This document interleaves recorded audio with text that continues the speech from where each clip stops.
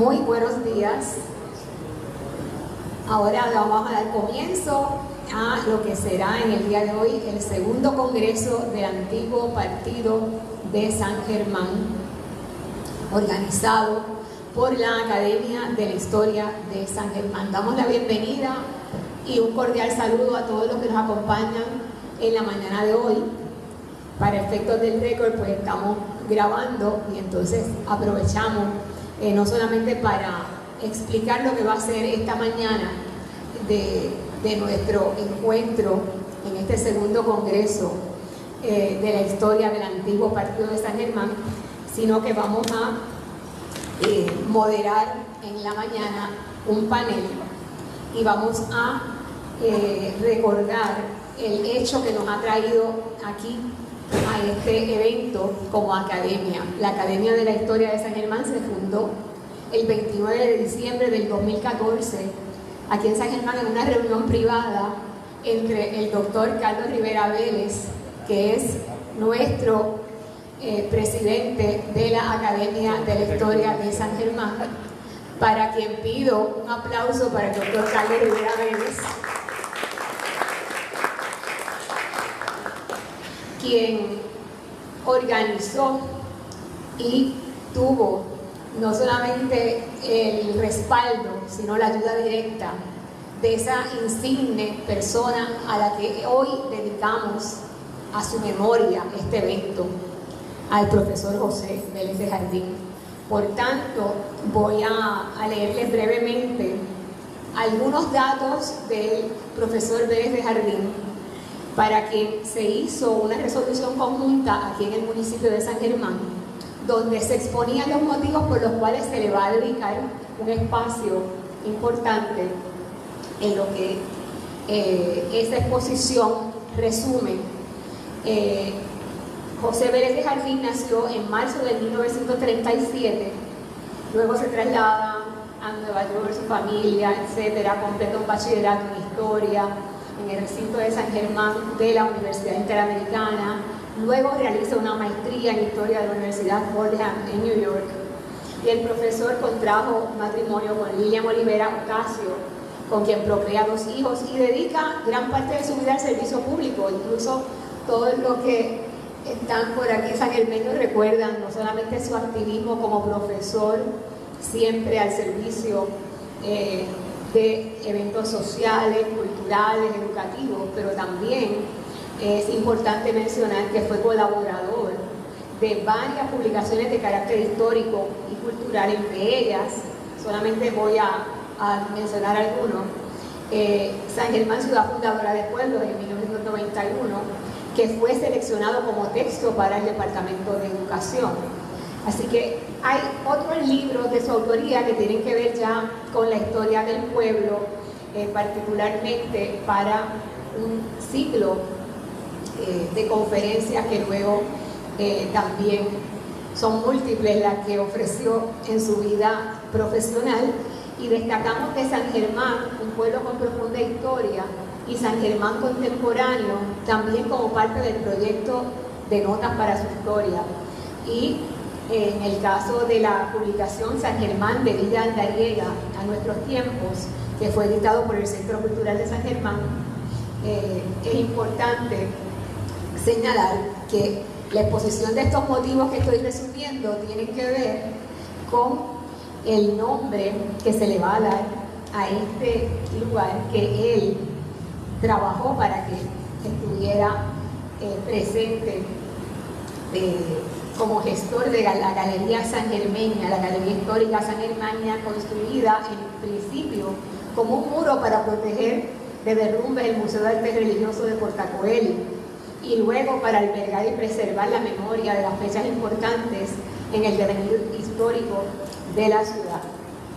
Otro aspecto que es fundamental para nosotros los historiadores es el conservar los documentos de este pueblo, que fue también gestor el profesor Vélez de Jardín en que eso se llevara a cabo, siendo él quien gestionó que fuera ese archivo histórico conservado hasta el presente con documentos desde el siglo XVIII al presente. Y como cuestión de hecho, pues no solamente ese archivo alberga estos documentos, sino que propende a lo que es la difusión de nuestra historia, así que es una pieza muy importante para la investigación de quienes estén interesados en conocer qué, quién, cómo, por qué y cuándo ocurrieron los hechos. Así que Pérez de Jardín, como bien señala esta resolución, es un baluarte para la historia sangermeña y de Puerto Rico, cuya aportación al país y en este caso a la memoria del país. Y es por eso que nosotros en ese reconocimiento también, en esta mañana, hacemos este acto a su memoria. Les voy a pedir un minuto de silencio antes de comenzar los actos.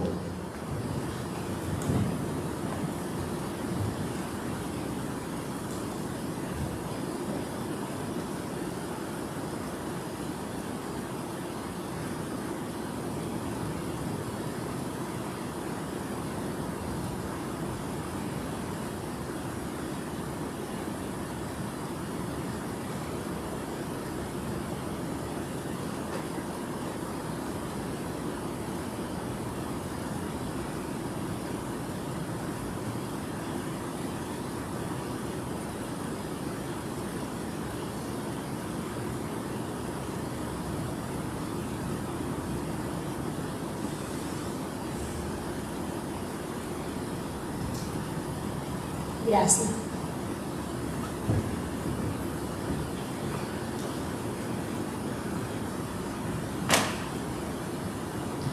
Ahora damos por iniciado el evento formalmente con la bienvenida a cargo del doctor Carlos Rivera Vélez, nuestro presidente de la Academia de la Historia de San Germán. Adelante. Gracias. Buenos días a todos. ¿Me escuchan bien? Contento de que... Bueno, Pablo, estoy aquí, no hay problema, estoy contento de que estén todos aquí hoy. No solamente los que están aquí, sino también los que están a través de la transmisión diferida. Típicamente los eventos de la Academia, el último que tuvimos, por ejemplo, hace semana y pico atrás, se conectaron 1000 personas en vivo. Para ser exacto, 980 personas en vivo. Y prácticamente pues eso lo que hace es que nos sigue inspirando a cada uno de los integrantes de la Academia en seguir diseminando lo que aprendemos, porque ese es el propósito. El propósito no es encerrarse en un cuartito, 2 o 3 de nosotros, para hablar entre nosotros lo que aprendemos entre nosotros, sino diseminarlo para todo el país, la región caribeña y el mundo. Se han conectado personas de España, de República Dominicana, de Estados Unidos, de Puerto Rico, y nuevamente después eso sigue realzando y dándole crédito a cada uno de los miembros de la Academia, de los cuales hay muchos aquí hoy, y les quiero pedir que se pongan de pie a los que son miembros de la Academia de la Historia de San Germán, si son tan amables. Y la bonita ya está, que vamos a dar un aplauso, que esas son la gente, ellos son los que se merecen el crédito completamente. Yo creo que soy un facilitador y un provocador, muchísimas gracias. Quiero destacar también, y yo sé que soy una persona humilde, pero lo voy a decir, yo quiero que ustedes sepan también que el historiador oficial de Puerto Rico pertenece a la Academia de la Historia de San Germán. Voy a pedir que se ponga de pie de nuevo. Y eso mismo, le demos un excelente aplauso. Doctor Carlos Hernández. Carlos I. Hernández Hernández. Gracias, Ramonita. Así que nuevamente, ¿verdad? Esto no es para estar, esta introducción no es para hablar un montón, pero sí para agradecer el que esté aquí apoyándonos, a toda la audiencia que típicamente nos sigue, y quiero dar un reconocimiento especial a ese caballero que está allí, que siempre está como la hormiguita en la computadora, en el teléfono, en la cámara, y es el productor del programa, del excelente programa Coloqueos del Instituto de Cultura de Puerto Rico. Y además de eso, cada transmisión que hacemos, sea en vivo o sea diferida, se le debe a ese caballero que está allí, que tiene que madrugar, tiene que venir con sus cables, tiene que montar, tiene que calibrar, etcétera, etcétera, etcétera. Así que un buen aplauso para Pablo también. Pablo es el secretario de la Academia, el doctor Pablo Crespo Vargas, es el secretario de la Academia de la Historia de San Germán. Así que nada, que disfruten y que aprendamos un montón. Gracias. Bueno, siguiendo con el protocolo de nuestro evento, estamos en tiempo de dar una breve introducción a lo que será esta mañana, que tenemos la conferencia magistral por el doctor Reniel Rodríguez Ramos, y la conferencia se llama El descubrimiento de Puerto Rico y los modos de vida de sus primeros habitantes. Luego que termine su conferencia magistral, el próximo y primer panel de la mañana es el panel de historia militar con el doctor José Bolívar Fresneda, a quien reconocemos en el público, el doctor Carlos Morales, que está por aquí también, el doctor Michael Campbell Wolfmeyer, presente, y el doctor Carlos I. Hernández. Así que después de esa primera parte en la mañana pasaremos entonces a un receso y a un segundo panel de conferencias en la tarde.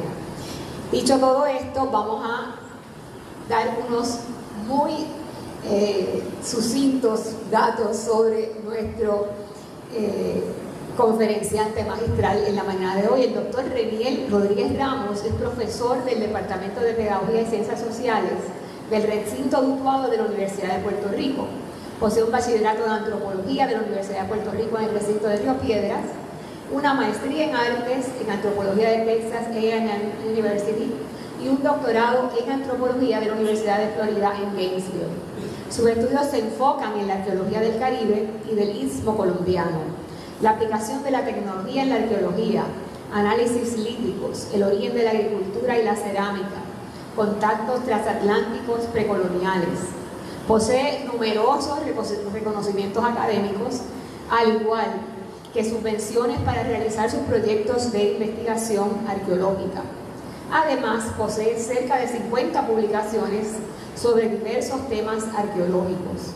Rodríguez Ramos es reconocido por sus hallazgos arqueológicos, como el más reciente, que data, quizás no es el más reciente, él nos dirá si tiene otro más reciente, ¿verdad?, de lo que tenemos anotado, el que datan los habitantes de Puerto Rico hacia el año 4200 antes de nuestra era. Le decía hace un momento, antes de comenzar el evento, que en la Academia de la Historia de San Germán estamos muy orgullosos de que sea parte de nuestra academia, porque precisamente esto nos da no solamente la esperanza de la juventud y del trabajo dedicado, que tenemos jóvenes estudiantes aquí, incluso algunos de mis estudiantes del recinto universitario de Mayagüez, a quienes les exhorto a que miren estos ejemplos de cómo no solamente la historia está para el beneficio de nuestra interpretación, sino de este compartir que hacemos en la mañana de hoy, y que es precisamente ese el propósito de nuestra academia, la difusión de la investigación en cualquiera de sus escenarios. Así que con mucho gusto tenemos ante ustedes al doctor Reniel Rodríguez Ramos. Adelante.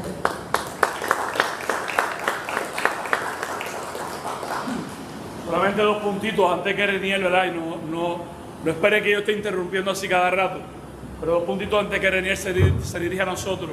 También antes del descanso del mediodía, tenemos al doctor Fernández Van Cliff, tenemos al doctor Arturo Márquez, que hicieron un montaje de fotografías antiguas de San Germán en línea con los temas que vamos a estar presentando durante el día de hoy. Así que es importante ver esa parte. Y segundo, Reniel no lo va a decir, pero Reniel quizás es el arqueólogo más reconocido ahora mismo en todo el Caribe, y tenemos el privilegio de que esté aquí con nosotros, una persona humilde, pero yo lo sé por hablar, lo sé porque lo sé, y nuevamente va a dar un buen aplauso para que ese hombre se sienta bien. Bueno, pues muy buenos días, les agradezco la invitación hoy para compartir algunas ideas sobre esas sociedades que ocuparon nuestra isla por la mayor cantidad de tiempo, ¿verdad? Esos grupos que han sido tradicionalmente llamados las sociedades arcaicas, y que, pues, como ha sido el caso en términos generalizados en Puerto Rico, parte de lo que nosotros conocemos de ellos no viene de la evidencia arqueológica que nosotros hemos ido generando, sino más bien de algunas de las nociones y de los conceptos y de las ideas que fueron presentadas por los cronistas de India cuando se dio la invasión española de nuestros territorios ancestrales. Y pues es importante destacar que estos grupos que llegaron a nuestra isla hace al menos 6.000 años fueron los que verdaderamente descubrieron este terruño. Eso fue un proceso que dio inicio a nuestra historia como pueblo. Y yo entiendo que debemos analizar críticamente, ¿verdad?, esta idea de lo que se considera como nuestra historia. ¿Cuándo comienza nuestra historia? Nuestra historia, por lo menos desde donde yo lo veo, no tiene 5 siglos, sino es una historia milenaria que comienza desde que esas primeras sociedades se embarcaron a través de diversas rutas de navegación a llegar aquí a nuestra isla. Y nosotros tenemos evidencia directa de que esos grupos llegaron aquí, ¿verdad?, hace al menos 6.000 años atrás. Tenemos toda una secuencia de fechados radiocarbónicos que comienza en ese momento y que se proyectan directamente hasta el presente. Nosotros hemos tenido una historia de ocupación continua desde que esos primeros grupos arribaron a nuestra isla hace mucho tiempo atrás. Entonces, pues mucho de lo que conocemos de estas sociedades, como les señalé anteriormente, viene de lo que escribieron los cronistas. En términos generales, ¿verdad? Cuando se escribieron los primeros relatos sobre las sociedades indígenas de la isla, se describieron 3 grupos principales en el Caribe antillano. El grupo, ¿verdad?, que comúnmente se les ha llamado los grupos taínos, que habitaban, ¿verdad?, la isla de Puerto Rico, la isla de Haití y parte de la isla de Cuba. Los grupos que le han llamado los caribes, que también son materia de debate, que habitaban principalmente las Antillas Menores, y otro tercer grupo que le llamaban los Guanahatabey, que fueron unos grupos identificados en lo que es la península de Guanajacavives, al oeste de Cuba, y en la península de Huacayarima, al suroeste de Haití. Estos grupos fueron descritos por los cronistas de diversas formas, ¿verdad? Pero en términos generalizados, estos grupos eran vistos como grupos de salvajes que vivían en cuevas, que no sembraban, que no tenían casa, o sea, que eran sociedades nomádicas, ¿verdad? Y que en términos generales pues eran grupos sumamente primitivos, ¿no? Esto lo describieron diferentes cronistas, ¿verdad? Hablaban de que estos grupos tenían pequeñas poblaciones, de que tenían incluso un idioma distinto, pero en términos generales, ¿verdad?, eran estos grupos vistos como sociedades, básicamente sociedades de cazadores-recolectores, que tenían un estilo de vida nomádico, unos sistemas de retribuciones inmediatas, o sea que ellos dependían de lo que la naturaleza les proveía, ¿verdad? No eran sociedades productoras, sino sociedades extractivas. Entonces, pues, en Puerto Rico, los primeros estudios en torno a estas sociedades fueron realizados por don Ricardo Alegría en un sitio arqueológico que estaba en los terrenos de la finca de su mamá, ¿verdad? El sitio arqueológico conocido como la Cueva María de la Cruz. Antes de los trabajos de don Ricardo Alegría se había hecho mención de la posibilidad de la existencia de grupos anteriores a las migraciones arahuacas a Puerto Rico, ¿verdad? Y esos grupos originalmente habían sido llamados la cultura Corozo, identificada principalmente en la parte suroeste de Puerto Rico. Pero fue don Ricardo el que hizo sus excavaciones y describió por primera vez este complejo cultural. Él, obviamente, en su interpretación inicial, acogió algunos de los elementos que ya habían sido asumidos por los cronistas, en donde pues ya describían estos grupos, ¿verdad? Y entonces pues él entendía que de alguna manera esos grupos que mencionaban los cronistas, esos grupos Guanahatabey, eran índices fósiles, ¿verdad?, de estos primeros pobladores que habían llegado a la isla.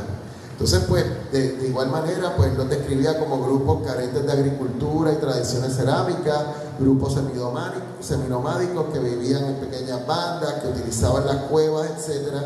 Y eventualmente, este tipo de información es la que empieza él a insertar en nuestro imaginario sobre los primeros pobladores de Puerto Rico, que eventualmente se fue incorporando, ¿verdad?, en lo que nosotros continuamos presentándole a nuestros jóvenes en nuestro sistema educativo. Entonces, pues, en este texto, que fue un texto fundamental para generar algunas de las ideas que nosotros tenemos sobre nuestras sociedades ancestrales, ¿verdad? Ya plasma algunas de las ideas, ¿verdad?, de estos grupos de alguna manera bastante simple, que por ejemplo él plantea que habían navegado hacia acá en balsas primitivas, ¿verdad?, que estos grupos no conocían la agricultura, tampoco sabían trabajar el barro, que su cultura era muy pobre y sencilla. Y entonces pues se veía esto literalmente de una manera casi idéntica a como eran descritos por los cronistas. Esto lamentablemente todavía continúa formando parte del contenido que se le presenta a nuestros jóvenes, ¿verdad?, en las escuelas, ¿no? De que estos primeros grupos, llamados los grupos arcaicos, eran sociedades de cazadores-recolectores que no conocían la agricultura, etcétera, etcétera. Básicamente, sociedades que vivían a manera de cavernícolas. Esto no solo se nutrió de la información que presentaron los cronistas, sino también de los esquemas de evolución unilineal que existían ya en los Estados Unidos. Tenemos que entender, ¿verdad?, que don Ricardo Alegría pues, se formó allá en los Estados Unidos, ya teniendo acceso a toda esta información, en donde se establecía una secuencia de grupos que comenzaban con sociedades de bandas de cazadores-recolectores que eventualmente se convirtieron, ¿verdad?, o se desarrollaron en sociedades tribales. Esas sociedades tribales se transformaron en sociedades de cacicazgos, y entonces pues ese elemento y esas descripciones que ya también estaban insertadas en esos esquemas de evolución unilineal fueron elementos que sustentaron algunas de las interpretaciones de don Ricardo Alegría en torno a estos primeros grupos que habitaron Puerto Rico y el resto de las Antillas.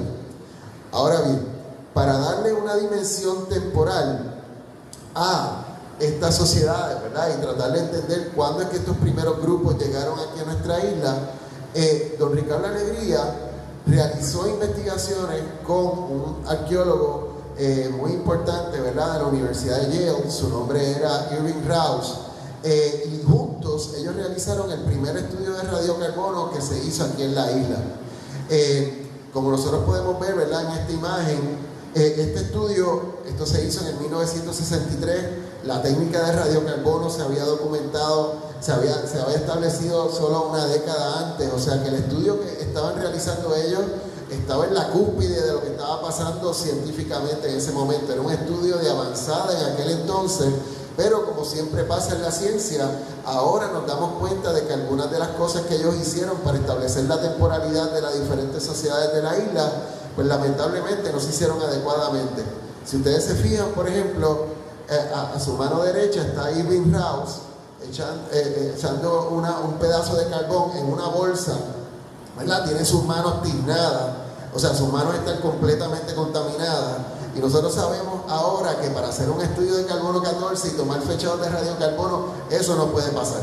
De hecho, detrás de Irving Rouse nosotros vemos las raíces de una palma de coco, que sabemos que también estaba moviendo las muestras de radiocarbono de arriba hacia abajo. O sea que entendemos que algunas de las fechas que se obtuvieron en este momento, aunque este estudio fue un estudio Nobel, ¿verdad?, que era un estudio de avanzada en aquel entonces, pues, ¿verdad?, lamentablemente pues pudieron haber arrojado que no sean resultados que no sean fiables.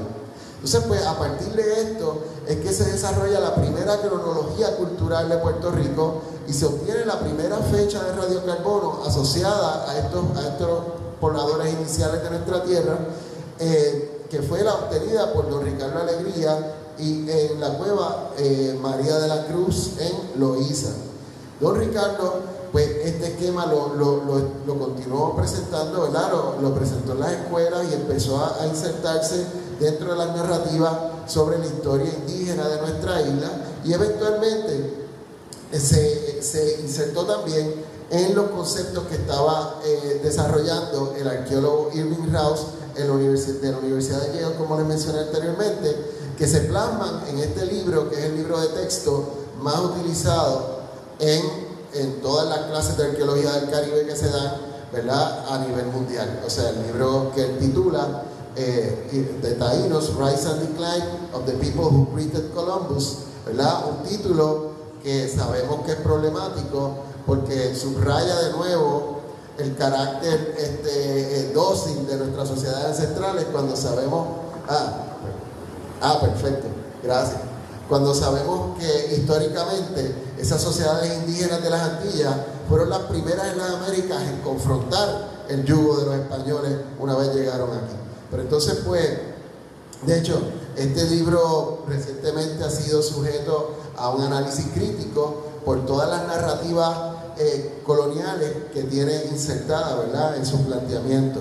Y es en este libro que se crea el modelo cronocultural que establece toda esa secuencia de culturas que habitaron nuestra isla a través del tiempo, ¿verdad? Iniciando con lo que se continuó llamando una cultura corozo, que es la que comúnmente le llaman los grupos arcaicos, que supuestamente, según este modelo, había arribado a nuestra isla 1000 años antes de Cristo y que fue eventualmente reemplazada por otros grupos saladoides y huecoides que llegaron a nuestra isla desde los continentes circundantes. Básicamente, esta línea que se establece aquí lo que plantea es un reemplazo cultural de estos grupos. De hecho, en el libro Irving Rouse describe a estas primeras sociedades como sitting dogs, como patitos de feria, que como tenían una sociedad tan simple, fueron fácilmente desplazados, exterminados o aculturados por esos grupos que llegaron a la isla posteriormente. Ahora bien, si hay algo que nosotros podemos ver que se deriva directamente de la evidencia arqueológica, es que esa visión tan simplista de estos primeros habitantes de nuestra tierra no encaja con lo que nosotros estamos encontrando arqueológicamente.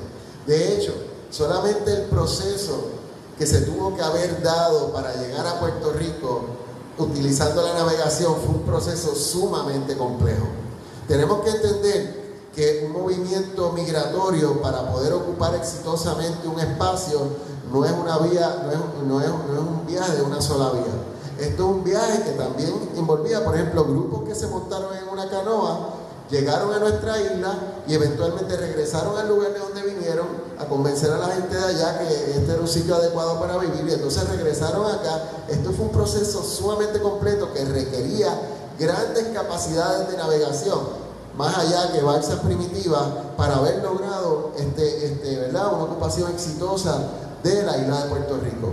Esto se ve más claramente si consideramos el hecho, ¿verdad?, de que algunos de los primeros movimientos poblacionales hacia la isla tuvieron que haber cruzado, por ejemplo, ¿verdad?, el canal de Yucatán, ¿verdad?, que separa lo que es la península de Yucatán de la península de Guanajacavive en el oeste de Cuba.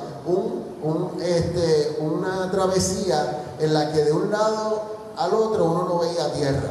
O sea que esto implicaba directamente un conocimiento astronómico para que estos grupos se pudieran haber desplazado de un lugar a otro. De igual manera, la otra ruta migratoria que se ha planteado principalmente es una ruta que se proyecta desde el noreste de América del Sur hacia la isla de Trinidad, brincando de isla en isla hasta llegar a Puerto Rico, la que nuevamente plantea la navegación a través del mar abierto, principalmente cuando consideramos que para cruzar el pasaje de la Negada, que es esta zona que está aquí, tampoco se ve tierra de un lugar a otro. O sea que estas sociedades tenían que tener un conocimiento sumamente profundo de la navegación para haber podido ocupar a Puerto Rico y el resto de las islas exitosamente. De hecho, se han hecho diversos planteamientos recientemente que muestran que posiblemente la ocupación temprana del arco antillano fue una ocupación mucho más compleja de la que nosotros habíamos entendido en términos de los orígenes geográficos de los grupos, que posiblemente incluyó un movimiento multivectorial, ¿verdad?, de sociedades hacia las islas, utilizando la navegación como mecanismo. Incluso se ha planteado la posibilidad de grupos proyectándose desde la Florida, grupos proyectándose directamente por vías transcaribeñas desde la zona istmo-colombiana hacia las Antillas, mostrando, ¿verdad?, un marco sumamente complejo, ¿verdad?, a nivel cultural en este periodo temprano de nuestra historia indígena. Ahora bien, cuando miramos los fechados de radiocarbono que tenemos disponibles en todo el arco antillano, podemos ver algo interesante, y es el hecho que aparte de la isla de Trinidad, que es una isla básicamente continental, la isla que tiene los fechados más antiguos en todas las islas es la isla de Puerto Rico. Y esto es algo que acabamos de verificar con un estudio que hicimos utilizando estadísticas bayesianas, haciendo un análisis de todos los fechados radiocarbónicos que existen en el Caribe antillano hasta el presente. Entonces, pues la presencia de estas fechas tan antiguas problematiza las posibles áreas principales de migración que se habían planteado para estos grupos. Por ejemplo, las fechas de Puerto Rico son muchos siglos anteriores a las fechas que tenemos para Cuba. O sea que ese planteamiento de que los grupos venían desde Cuba, eventualmente pasando a la isla de Haití y eventualmente llegando a Puerto Rico es problemático, y lo mismo pasa con las Antillas Menores, porque las fechas más antiguas que tenemos para Puerto Rico son más tempranas que todas las fechas que tenemos en esas islas. Y esto abre la puerta para que tengamos que considerar la posibilidad de viajes transcaribeños desde otras zonas de los continentes circundantes, lo que requería nuevamente grandes capacidades de navegación. De hecho, es interesante destacar que algunas de las fechas más tempranas que tenemos para la ocupación humana de Puerto Rico no son de la zona costera, son del interior montañoso. O sea, nosotros tenemos, por ejemplo, fechas de más o menos 4.200 años antes de Cristo en una cueva que se llama la Cueva del Abono, que queda entre los barrios Limón y Don Alonso en Utuado. Esto es importante porque sabemos que la gente tuvo que haber llegado primero a las costas y después al interior montañoso. Por lo tanto, entendemos que las fechas de ocupación de Puerto Rico deben ser todavía mucho más antiguas de las que nosotros consideramos actualmente. De hecho, recientemente hicimos una excavación en una cueva, la Cueva Matus, que queda en la frontera entre Arecibo y Utuado, y encontramos un fechado totalmente anómalo hasta ahora, de más o menos como 9.500 años antes de Cristo, lo que obviamente no puedo todavía, es una fecha que tenemos que de nuevo volver a excavar a ver si se corrobora, pero bueno, ¿qué tal si la ocupación humana de Puerto Rico es mucho más antigua de la que nosotros pensamos? Esto es posible también cuando consideramos el hecho de que cuando los primeros grupos comenzaron a llegar a nuestra isla no era de 100 por 35, nuestra isla era mucho más amplia de lo que es ahora. Hemos hecho estudios de proyecciones con batimetría utilizando sistemas de información geográfico, llevando el nivel del mar al punto en que estaba cuando esos primeros grupos llegaron a nuestra isla, y podemos ver que hay zonas de Puerto Rico que estaban expuestas, ¿verdad?, en aquel momento, que hoy están sumergidas, lo que plantea la posibilidad de que en efecto tengamos algunos de esos primeros contextos de ocupación humana de nuestra isla bajo agua. Estudios que se están realizando recientemente han, pues, visto este carácter caótico y multivectorial de la ocupación inicial de la isla. O sea, esto no era un grupito que se iba moviendo de un lugar a otro, sino que parece que esto eran sociedades de argonautas, eran los grandes navegantes de las Américas. O sea, esto es importante que lo tengamos presente porque son los primeros grupos que se desplazan a través del mar abierto desde que las Américas comenzaron a ser ocupadas por el ser humano. Las primeras ocupaciones que se hicieron, ¿verdad?, por esos grupos Clovis, Folsom, etcétera, son sociedades que se movieron por vías terrestres o a través de la costa. Y son esos primeros pobladores que se empezaron a desplazar hacia las islas a través del mar abierto, ¿verdad?, esas sociedades que llegaron hacia nuestro arco antillano. ¿De dónde vinieron esos primeros pobladores? Pues está siendo materia de estudio. Por ejemplo, recientemente se han publicado importantes trabajos en las revistas de ciencia más importantes del mundo, en las revistas Science y Nature, por grupos de investigación, por ejemplo, en este caso de la Universidad de Harvard y en este otro caso de la Universidad del Centro de Investigación Max Planck en Alemania. Y estos estudios han presentado resultados diversos. Un estudio plantea un solo área de origen de esos primeros habitantes del Caribe antillano, y este segundo estudio del Max Planck plantea la posibilidad de múltiples áreas, ¿verdad?, ancestrales de estas sociedades que llegaron a las islas. Recientemente hemos desarrollado un estudio de arqueogenética aquí en Puerto Rico, liderado por esta investigadora que está aquí, la doctora María Nieves de la Universidad de Minnesota, en donde estamos sacando muestras de restos humanos de diferentes contextos arqueológicos con el fin de establecer las posibles áreas de origen de esos pobladores iniciales de nuestra tierra. Este estudio esperamos que esté ya en los primeros resultados para el año que viene, pero entendemos que va a darnos por primera vez una visión bastante clara de cuáles son los orígenes de esos primeros grupos que iniciaron, ¿verdad?, que forjaron la primera capa de nuestra estratigrafía histórica.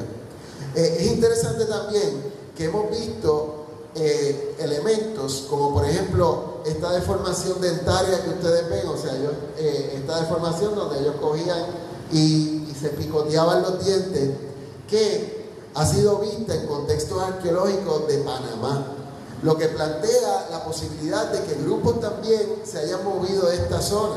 Y aunque es difícil visualizar esto, cuando nosotros miramos, por ejemplo, cómo era el Caribe antillano cuando estos primeros grupos se empezaron a mover, vemos que había masas de tierra que estaban expuestas en aquel momento que hoy están completamente sumergidas. De hecho, este grupo de masas expuestas es lo que le llaman, en inglés le llaman el Mid-Caribbean Island Chain, que es un grupo de islas que estaba en aquel momento expuesta y que poco a poco, con el pasar del tiempo, ha ido sumergiéndose. Entonces, pues, esto plantea la posibilidad de que algunos grupos se hayan movido por esta otra ruta migratoria, lo cual no es difícil de concebir cuando vemos los estudios que se han hecho de modelaje computadorizado que plantean las posibles áreas de origen de los grupos basándose en el análisis de las corrientes marinas.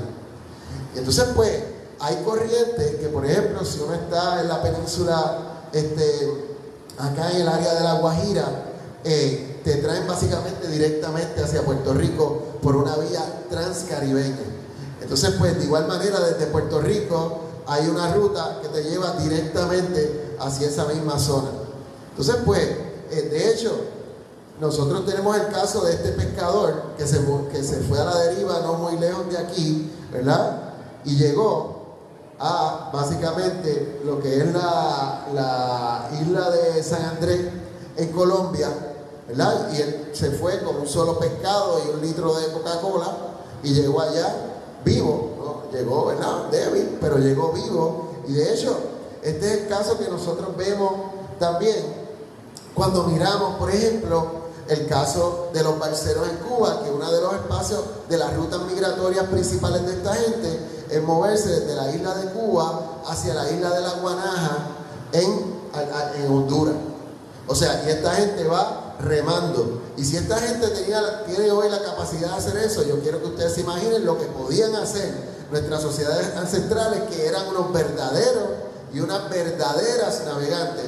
Porque aquí la navegación no era un monopolio del hombre, porque ninguna mujer iba en las canoas con una sombrillita y tomándose una piña colada. Las mujeres iban también navegando. Esto, o sea, y entonces, pues, ahora bien, estos grupos que llegaron aquí a nuestra isla se encontraron con un entorno natural, ¿verdad?, muy distinto al que nosotros vemos hoy. Y un animal que formó parte de la dieta de estos primeros pobladores fue lo que le llama a la gente el oso perezoso. No es un oso, ¿verdad?, pero son los perezosos antillanos.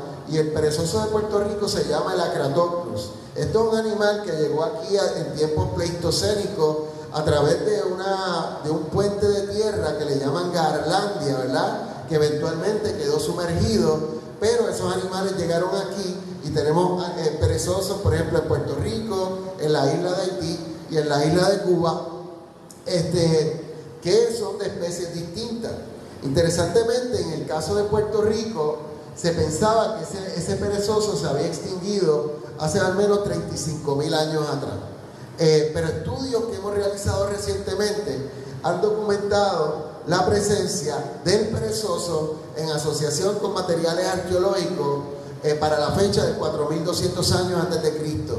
Esto es interesante porque claramente plantea que el ser humano estuvo en contacto con este animal y que posiblemente esta fue la primera extinción de un animal que se dio en Puerto Rico por causas antropogénicas. En Puerto Rico no es la única isla donde esto se ha documentado. Por ejemplo, esto se documentó también al este de la República Dominicana en diferentes contextos, como por ejemplo lo es la Cueva Padre Nuestro en el sureste de la República Dominicana, donde se han encontrado restos de perezosos, algunos de los cuales tienen huellas de corte que indican claramente que fueron procesados por el ser humano. Interesantemente, en Puerto Rico también se provocó la extinción durante este periodo de otro animal que se llamaba la jutía gigante, el Asmodontomys. Ese animal era el segundo mamífero de mayor tamaño aquí en Puerto Rico después del perezoso.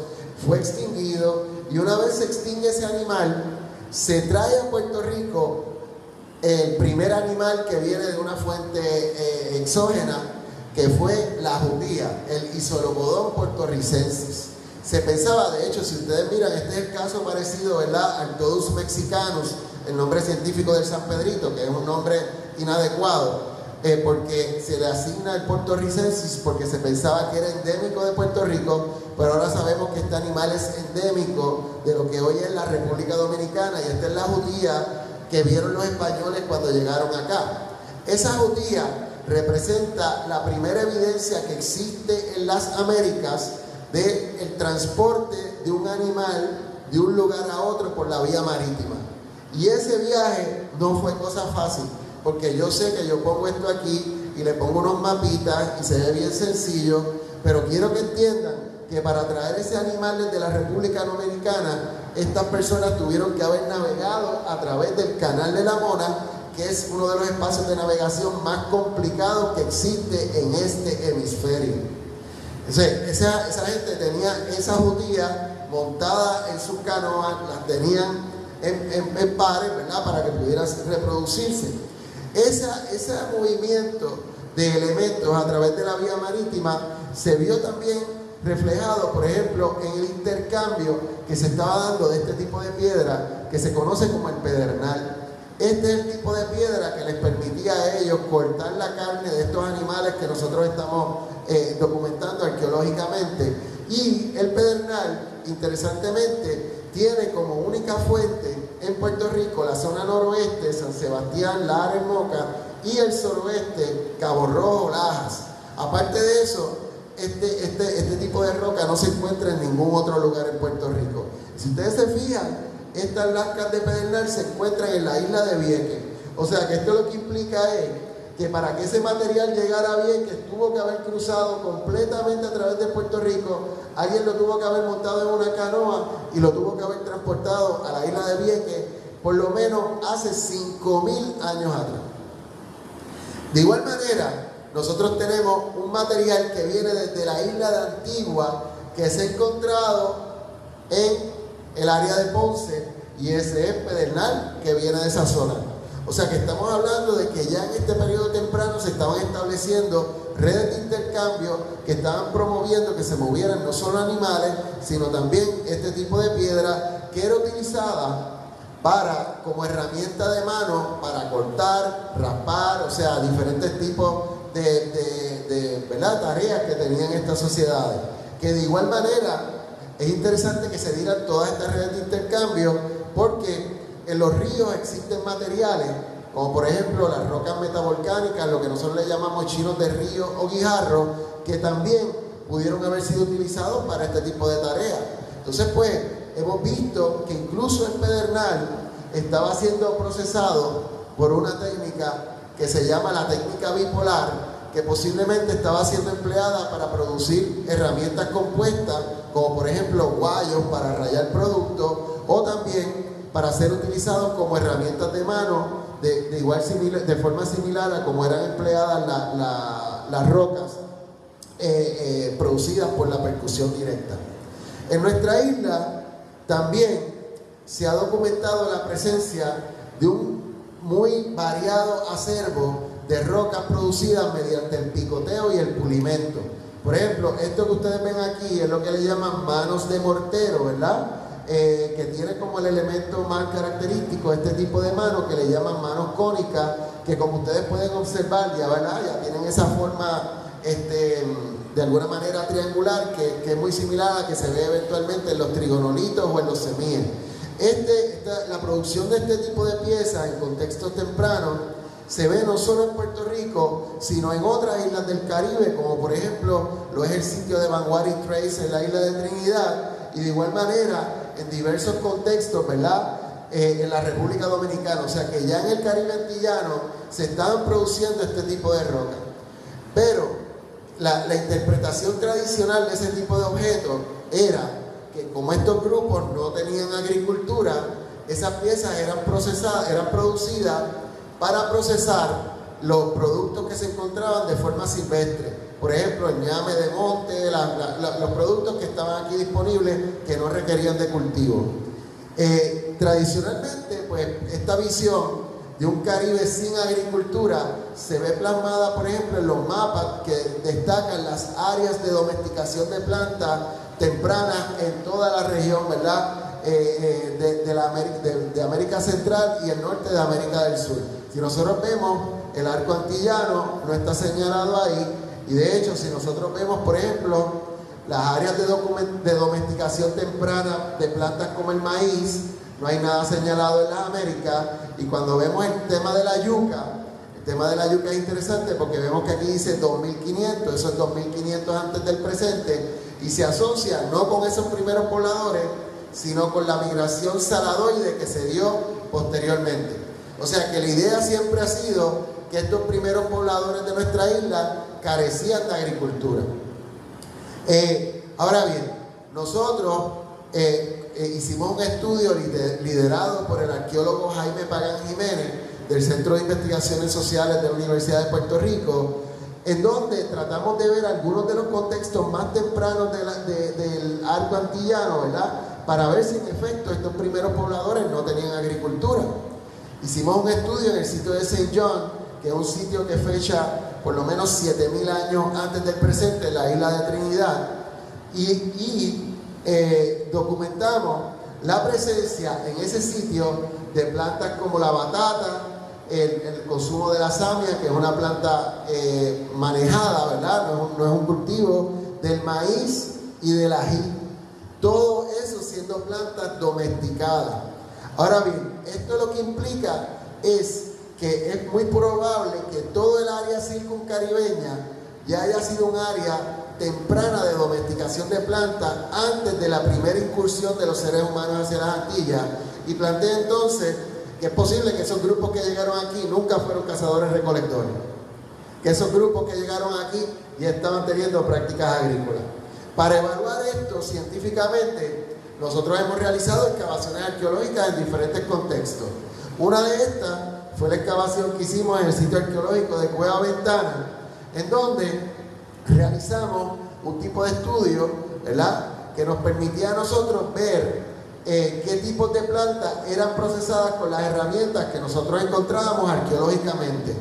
Y entonces, en un contexto que se supone que lo único que tuviese fueran plantas disponibles naturalmente en la isla, plantas silvestres, encontramos evidencia clara de la presencia de la batata, del maíz, encontramos en otro contexto encontramos ají, hemos encontrado yuca, hemos encontrado evidencia clara de que estas sociedades utilizaban estas herramientas que habían sido consideradas como herramientas simples para procesar lo que estaba disponible naturalmente, eran utilizadas para procesar estos tipos de plantas que todavía forman parte de nuestro repertorio culinario, y que por lo tanto nos obligan a establecer que si nosotros vamos a hablar de la historia de la agricultura en Puerto Rico, esa historia tiene que comenzar desde estos primeros grupos que fueron los que empezaron a domesticar el paisaje de nuestra isla y a transformarlo en el artefacto que se ha convertido el Puerto Rico de hoy. Es importante también que estas plantas incluían recetas asociadas con ellas. Y entonces, pues, experimentaciones que hemos hecho, por ejemplo, con el maíz, nos indican que incluso recetas como los guanimes pudieron haber sido de las primeras recetas producidas por estas sociedades, ¿verdad? Incluso panes como el casabe, que se documentan, ¿verdad?, por los cronistas, pudieron haber sido producidos desde tiempos tempranos por estos grupos. De igual manera, cuando vemos, ¿verdad?, todo el espacio circuncaribeño y vemos la domesticación de plantas como el maíz, El maíz es una planta oriunda de México. Esta planta, como sabemos, comenzó siendo una plantita bien pequeña que se llamaba el teocintle y que después de múltiples procesos de documentación se convirtió en el maíz que nosotros conocemos hoy. De hecho, el maíz es una de las plantas más difíciles de sembrar. El maíz, además que sabemos que en el área de Mesoamérica el maíz es una planta que también tiene una carga espiritual sumamente importante. Y entendemos que el movimiento de estas plantas no solo incluía, ¿verdad?, el transportarlas a ellas de un sitio a otro, sino también la negociación de muchos otros elementos, ¿verdad?, que tenían que ver con las recetas, con las técnicas de cultivo y con todos los elementos que posiblemente tenían esas plantas atadas en términos espirituales por todas estas sociedades tempranas del arco circuncaribeño. Y cuando nosotros miramos los fechados en toda esta región circuncaribeña de la presencia del maíz, vemos la posibilidad, ¿verdad? Y esto es un mapa producido por el arqueólogo Jaime Páez Jiménez, de que el maíz posiblemente hizo su entrada hacia Puerto Rico nuevamente a través de rutas transcaribeñas, lo que implicaba, como nuevamente les dije anteriormente, un gran conocimiento de la navegación por estos primeros habitantes de nuestra tierra. Estos grupos también en este periodo conocían el procesamiento de lo que posiblemente es la planta más tóxica que consumieron las sociedades indígenas de nuestra isla, que fue la samia, que también se conoce como guayiga o marunguey. Esta planta, para poder ser consumida, requería un protocolo de detoxificación en el que los grupos cogían, maceraban la planta, exponían esa masa al sol, esperaban a que esa masa le creciera gusanos, esos gusanos detoxificaban la planta y ellos a veces le removían los gusanos y hacían una masa un pan con esa masa, ¿verdad?, calentándola al fuego, o en algunos otros casos cogían la masa con todo y gusano y se la comían, lo que no solo le daba los carbohidratos derivados de la masa, sino también que les daba la proteína derivada de los gusanos. Entonces, en Puerto Rico tenemos que entender que es una isla donde las proteínas son limitadas en términos naturales. Aquí no había macrofauna. Aquí, una vez los seres humanos extinguen el perezoso y extinguen la jutía gigante, las fuentes de proteína en tierra eran sumamente limitadas. Había peces en los ríos, peces en el mar, pero en tierra aquí nosotros los animales que tenemos son pequeñitos, así que los seres humanos tuvieron que recurrir al uso de las plantas para tratar de derivar de ellas proteínas, algo que ellos hicieron desde tiempo temprano.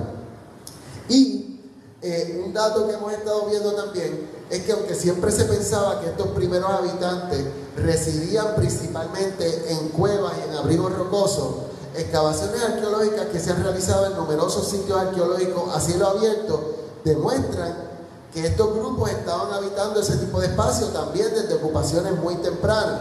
Por ejemplo, este es el caso del sitio arqueológico de Angostura, y todo esto que ustedes ven aquí son capas de concha marina. Esto es una gran cantidad de productos, de restos alimenticios, que les habla de que ahí no vivían 4 ni 5 personas. Esto era una aldea. De hecho, nosotros cuando vemos el caso de Angostura, vemos que Angostura era una serie de montículos en un área bastante grande, que si esos montículos hubiesen tenido algunos de los elementos tradicionales que nosotros asociamos con las sociedades posteriores, no hubiésemos tenido ningún problema en decir que esto era una aldea. Pero lamentablemente la interpretación original de Angostura era que como los grupos vivían en las cuevas, esto era un espacio donde la gente se reunía, tenía sus actividades y después se iba de nuevo para las cuevas. Y esto es un poco estos esquemas de evolución unilineal, todavía el eco de los cronistas insertándose en nuestras interpretaciones sobre nuestras primeras sociedades ancestrales. Esto se ve de igual manera en el sitio que se excavó en Ponce, conocido como Maruca, que hoy está debajo del estacionamiento del Kmart de allá del pueblo, excavado por el destacado arqueólogo Miguel Rodríguez, en el que no solo encontró evidencias de zocos de vivienda, o sea, esta gente estaba haciendo bohío, sino que también encontró un área de enterramiento en el que existían múltiples enterramientos, que posiblemente ya estamos hablando de conceptos de territorialidad. De hecho, esto lo hemos estado viendo, ¿verdad? Estas nociones de territorialidad las hemos estado documentando a través de lo que nosotros le llamamos redundancia ocupacional, sitios que son ocupados de forma, ¿verdad?, consistente a través de cientos de años. Entonces, pues, este no es el caso que se nota en sociedades de cazadores-recolectores. Esto se nota en contextos en donde los grupos ya estaban estableciendo unos territorios que posiblemente, ¿verdad?, estaban asociados a grupos particulares. Nosotros podemos ver cómo algunos de estos sitios estaban siendo reocupados, ¿verdad?, a través del tiempo por estas sociedades. También nosotros tenemos evidencia arqueológica de la producción cerámica por estos primeros grupos.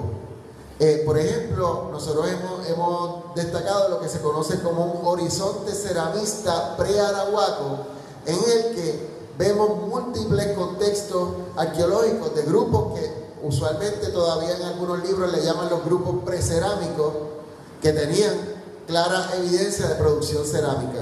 Por ejemplo, en las excavaciones que nosotros hicimos en Cueva Ventana, encontramos múltiples evidencias de cerámica, y esta evidencia para nosotros es muy importante el contexto. Nosotros tenemos fechados de radiocarbono asociados con esa cerámica. Sabemos que en Puerto Rico la cerámica estaba siendo producida por lo menos 1500 años antes de Cristo por estos primeros grupos, y producir cerámica no es fácil. O sea, cerámica es barro cocido a más de 600 grados de temperatura. O sea que esta gente tenía que tener un control de ese fuego, un control de esos hornos para producir estos restos de cerámica, que también han sido documentados en otros contextos, por ejemplo en la República Dominicana y también en la isla de Cuba. Interesantemente, algunos de la cerámica muestran elementos decorativos. Esta cerámica que ustedes ven está asociada con un contexto de más o menos 800 años antes de Cristo, del sitio arqueológico de Paso del Indio en Vega Baja, y vemos aquí este círculo con un punto en el medio, que es un elemento interesantísimo porque es uno que se observa en la cerámica estilo Capá, que se identificó por primera vez en el sitio arqueológico de Caguana en Utuado. Esto nos habla de que algunos de los elementos que comenzaron a ser configurados por estos primeros pobladores, ¿verdad? Esta idea de ese círculo con un punto en el medio que se ve aquí y se ve claramente, ¿verdad?, reflejado en este adorno del sitio arqueológico de Maruca en Ponce, son elementos que eventualmente se empiezan a infiltrar en contextos posteriores, ¿verdad?, en la producción de la cultura material. De igual manera, nosotros vemos aquí la primera evidencia de la producción de trigonolitos. Estos son lo que alguna gente le llaman protosemíes, hechos de concha de carrucho, que se han encontrado, por ejemplo, en sitios como el de Puerto Ferro en Vieques, y esto sirvió como sustrato para el eventual desarrollo de los trigonolitos que se van produciendo en contextos posteriores, no solo en Puerto Rico, sino en otras islas, ¿verdad?, que eventualmente desembocan en este tipo de piezas. Esto de lo que nos habla, si miramos, ¿verdad?, la cultura material, es que elementos como por ejemplo los esferolitos o las esferas de piedra que se continúan produciendo hasta las fases finales de nuestra historia indígena, nos habla de que mucho de lo que nosotros vemos en el periodo en el que llegaron los españoles a nuestra tierra comenzó a ser forjado por esos primeros habitantes de Puerto Rico. Incluso la producción de piezas como por ejemplo adornos hechos de madreperla, diversos tipos de adornos corporales, ¿verdad? Estamos hablando aquí de cuentas de collar, productos que hablan de adornos corporales que están asociados con la identidad de los grupos, que a su vez están también reflejados en tradiciones arqueológicas que son mucho más amplias, como por ejemplo las que se ven en Cuba y en la República Dominicana. Nos habla de que estas sociedades ya tenían un ajuar artefactual mucho más complejo del que habíamos considerado previamente. Incluso estudios que hemos estado realizando en este sistema de Cueva Ventana, que es uno de los sistemas arqueológicos más interesantes de Puerto Rico. Esto es un grupo de cuevas. Esta es la cueva que yo hice excavaciones originalmente. Eventualmente pasé a hacer investigaciones en esta cueva acá abajo y eventualmente quisiera ir a excavar en esta cueva que está aquí. Es una cueva, son un sistema de cuevas donde la ocupación humana es sumamente antigua. Estamos hablando de por lo menos 2400 a 2500 años antes de Cristo. Nosotros ahí encontramos la primera evidencia que tenemos de la producción de arte rupestre. Es una pictografía reticulada cuyo significado es difícil de establecer, pero que entendemos que lo hemos visto en otros contextos, por ejemplo en la isla de Mona, y también se asocia con tradiciones rupestres, por ejemplo, que se han documentado en la isla de Haití y en la isla de Cuba.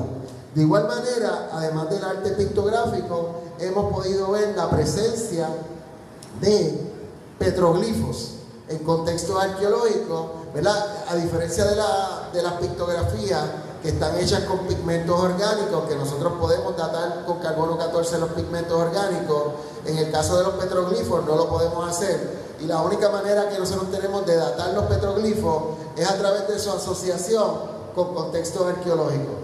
Nosotros hicimos una excavación, esto es en Cueva Ventana, aquí está este petroglifo. Nosotros hicimos aquí un petroglifo que se identifica como un petroglifo de cara segmentada, porque vemos que no tiene una delimitación completa, ¿verdad?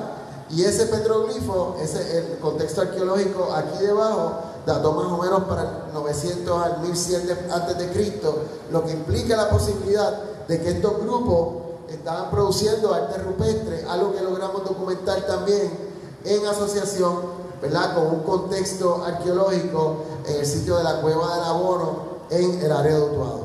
Todo esto nos lleva a plantear que esa idea de que nuestras sociedades ancestrales eran sociedades de grupos cazadores-recolectores que se movían con balsas primitivas, que no tenían cerámica, que no tenían agricultura, y todos estos elementos que han sido utilizados para describir a nuestros más antiguos ancestros, no se sustentan con la evidencia arqueológica que nosotros tenemos sobre nuestros primeros habitantes.